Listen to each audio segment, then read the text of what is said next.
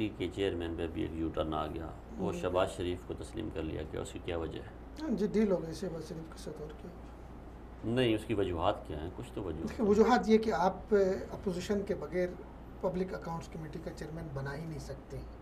पहले तो हुकूमत ये कहती रही जी इसके अलावा कोई नाम दे दे आप शहबाज शरीफ के अलावा, तो हम आपकी बात को तस्लीम करेंगे। लेकिन अपोजिशन जो है डटी रही, उन्होंने कहा कि शहबाज कलंदर मस्त कलंदर, ठीक है। तो लेकिन इन्होंने इनके साथ डील की है कि जो मेरे इल्म में आई कि इन्होंने कहा कि जो शरीफ ख़ानदान के केसेस आएंगे वहाँ पे, उस पर ये शहबाज शरीफ उस पर वो एक्शन नहीं कर सकेगा, उस पर बोल नहीं सकेगा, उस पर इसके पास इख्तियारात नहीं होंगे जो उनकी करप्शन के हवाले से आएंगे, क्योंकि आपके सारी चीज़ें पब्लिक अकाउंट्स कमेटी में आएंगे। एक बात तो ये थी।